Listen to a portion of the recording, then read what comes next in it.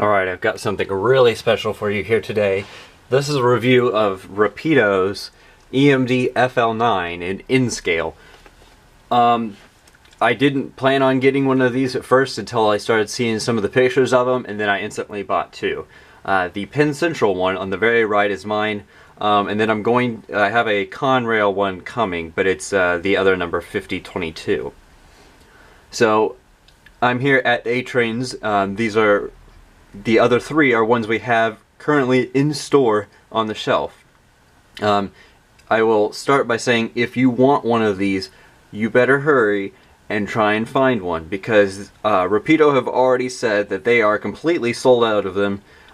We can still get in some of them, but supplies are really limited. So if you want one, you could call A-Trains. There's a link to our website in the description. You can call us and we will set you up with one. We'll be able to tell you which ones are still in stock and get one ordered for you. We don't have them currently listed on our website just because the stock is changing so quickly that it seemed like a moot point to try and put them on there and then take them all back off, as they sell almost in a couple days. Anyways, these models are really, really nice. I'm going to get some different shots of these four that I have here. The New Haven Modernized on the left, the Amtrak Phase 3, then the Conrail, and then the Penn Central New Haven patch on the very right. That one is mine, so I'll show you some different angles of these, and then we will go in for a detailed look at the Penn Central one, and then I will run the Penn Central one because that's actually mine, and I don't want to run the other ones because they're not mine. Alright, here we go, an unboxing of Rapido's FL9. This is, if the bloom isn't too high, this is the Penn Central patch.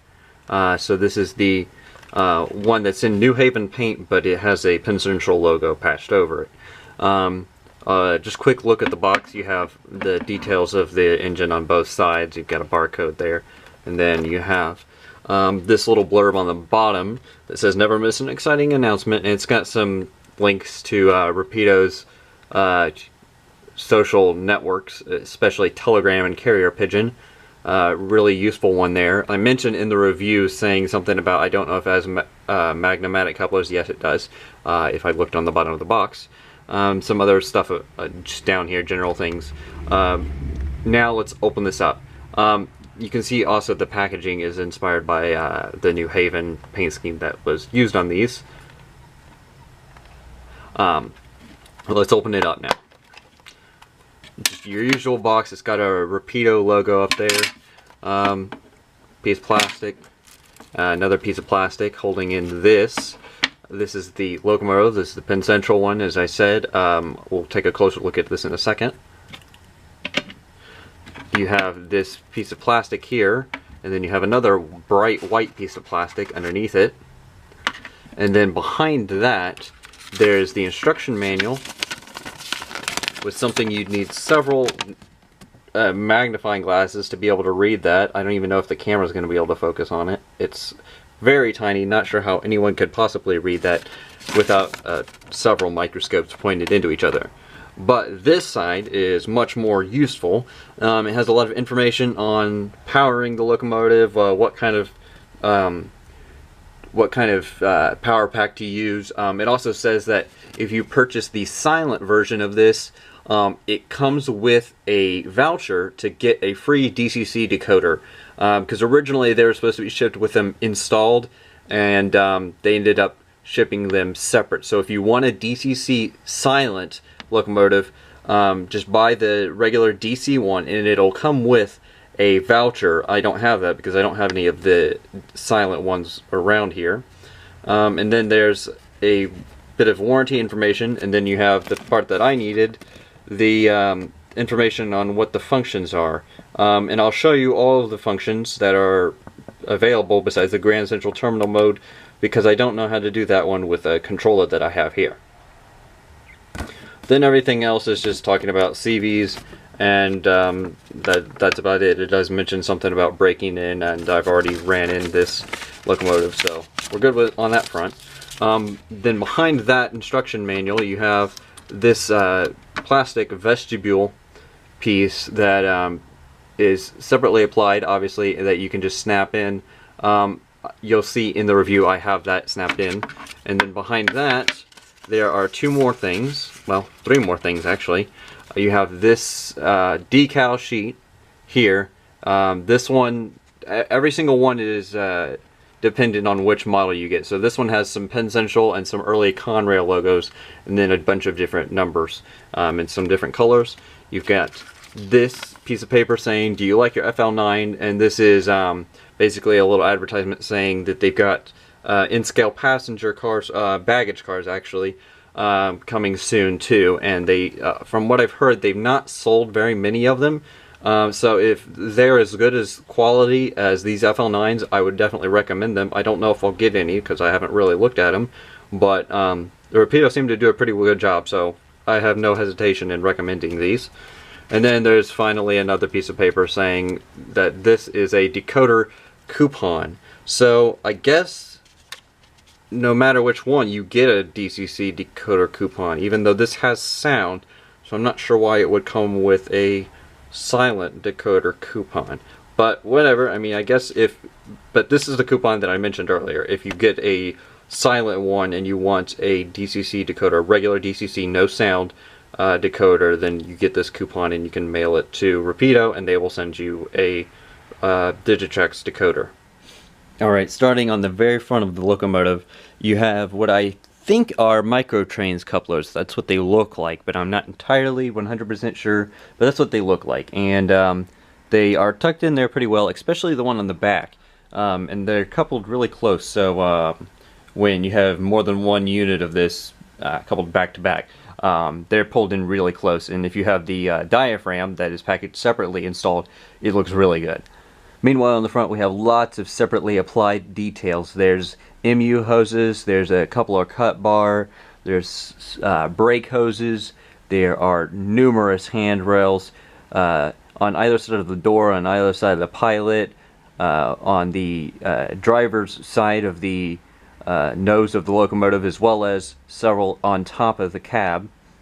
Also on top of the cab you have the air whistle, the Hancock air whistle, and I think what is a sand fill cap, but I'm just guessing completely right there, so I don't know for sure.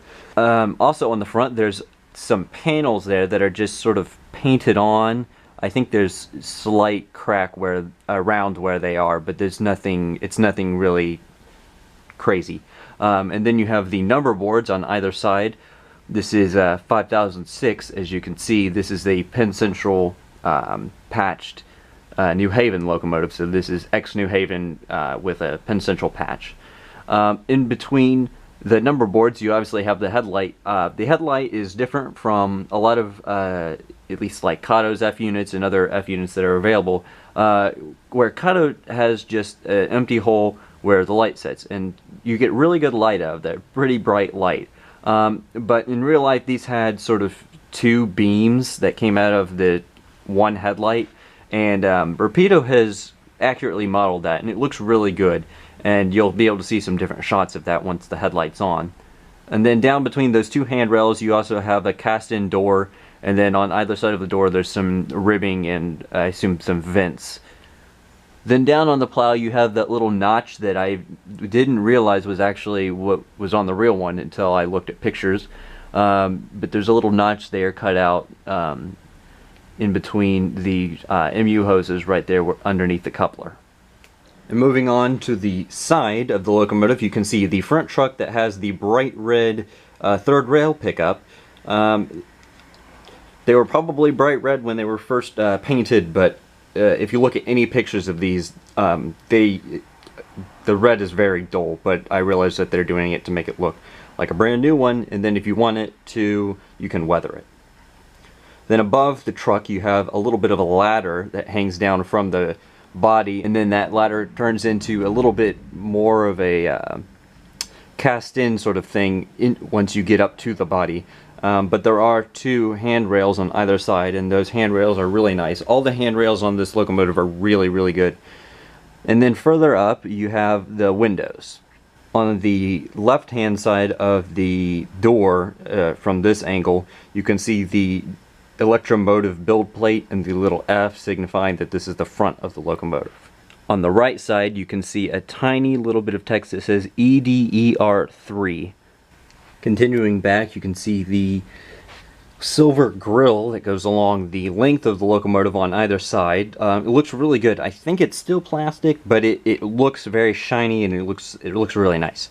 Below that you have the first of the porthole windows. I'm pretty sure that it's blacked out behind it, but you can definitely tell that it is a window and not just a cast-in sort of thing. You can also see vents that aren't cast in on either side of that. And then for at least this model, you can see sort of a paint line below that. That's where it would have said New Haven previously, and then Penn Central painted over it, because this is a Penn Central locomotive that is formerly a New Haven. Also from this angle you can see the fuel tank, you can see some other equipment that's down on the bottom. You can see probably again a little bit more of the paint work where they painted over the old New Haven logo, and then you can also see the Penn Central logo that's placed there. And now continuing on to the back, you can see another porthole window. You can see the continuation of the grill up at the top. You can see another door and some handrails on either side of that, and then a step below it. Then you come back to the rear truck that has 3 axles, whereas the front one only had 2. That was unique to the FL9. And you can also see a bit of bright red third rail pickup. Coming around to the back, you can see the number there, 5006.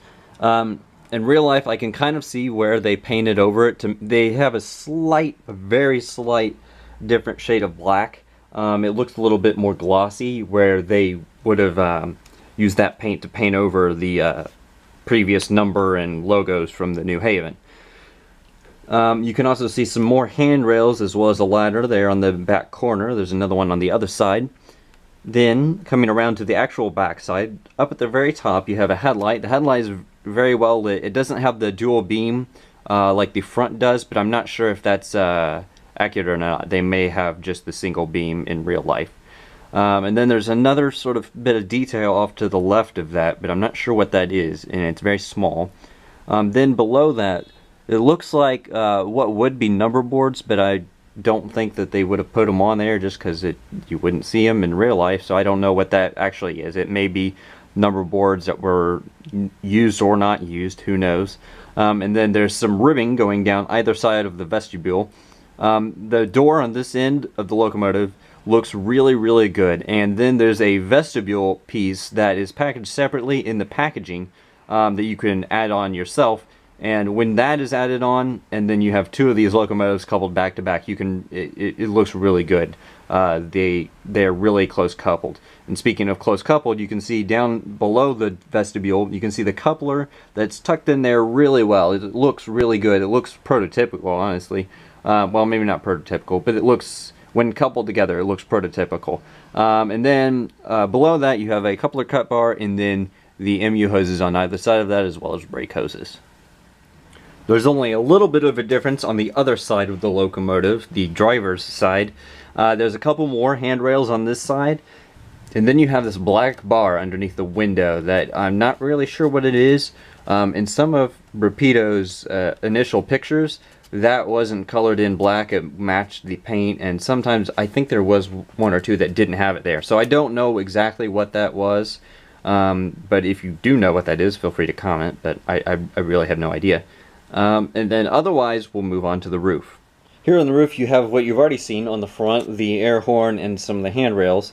Then further back there's a fan and some other panels that are up on top. There's lots of rivets, really good rivets. They don't stick out too much, but they are definitely there. Then there's another panel behind that fan, and then you can see more of the fans behind that. There's some piping on the far side of the fans, and then the fans that are here are not perfect. They are definitely cast in, obviously, but they could have been done a little bit better, but I'm going to let that slide because the rest of the locomotive is flawless pretty much, and so, I mean, I guess everything can't be perfect. You can see the exhaust there, and those look pretty good, and then farther back there is what I think is the winterization hatch. And that actually looks really good. In fact, it looks like there could be something underneath it. I'm not entirely sure if that mesh is actually see-through or that's just really well cast in. And then onto the final part of the locomotive, on the final part of the roof, you have some more panels that goes around. There's a little bit of a pipe that goes off from the rest of it into the back. And then you can see the steam generator, or at least the very top of it. You can see some different domes and some other little things that are sticking up, and then obviously the steam exhaust there on the far side, where the steam generator would let off steam. Alright, I'm going to go through the commands here, if the train wouldn't interrupt me. Here's F0, which is the headlight. There's F1, which is the bell.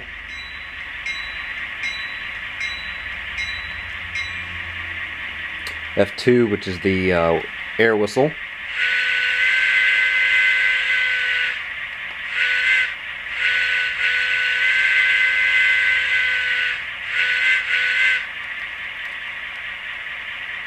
There's F3, which has to be, the locomotive has to be moving, but when it moves, it jumps to full rev. So I'll demonstrate this here real quick.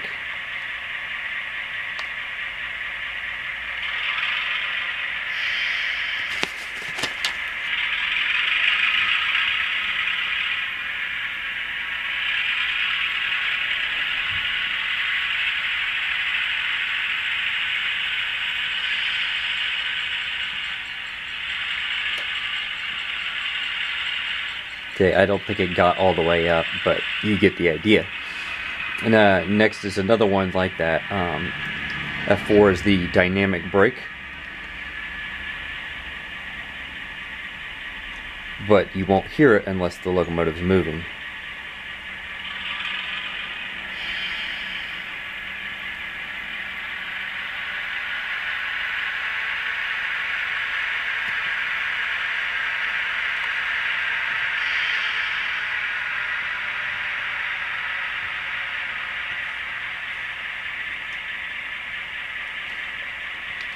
Right, next is the Doppler Hancock, as they call it, which is basically a grade crossing signal with Doppler effect applied.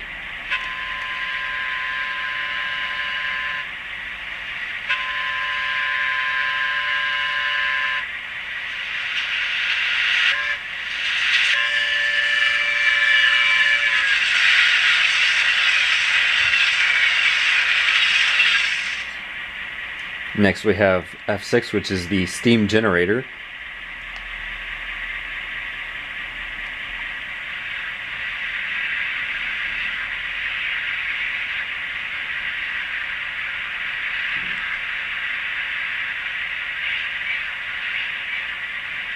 That's a little bit more of a subtle one.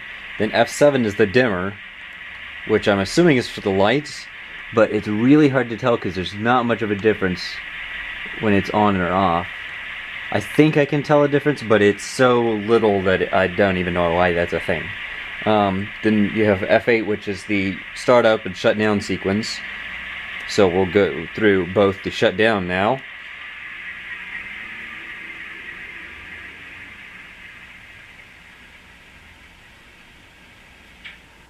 And now the startup.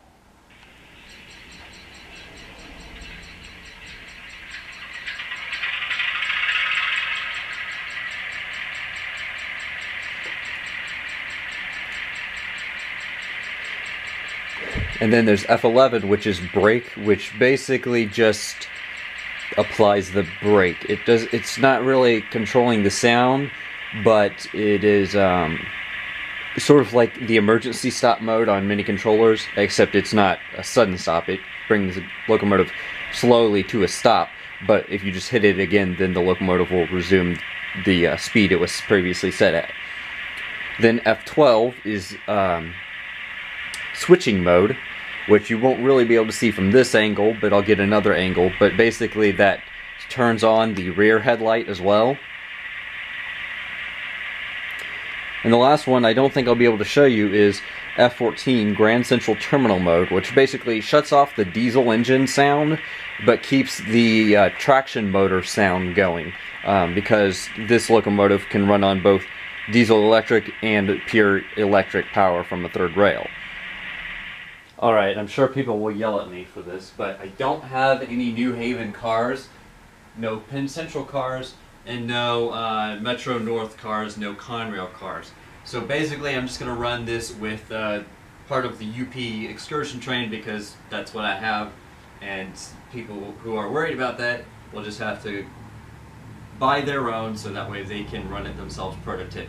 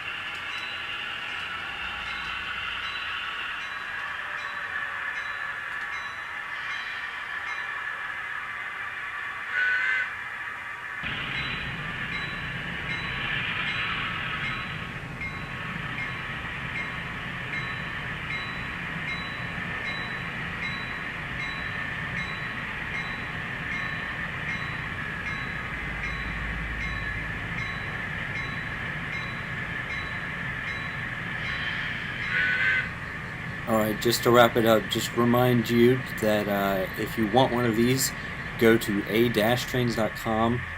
We'll work with you and see what we can get. Otherwise, that's it for this video.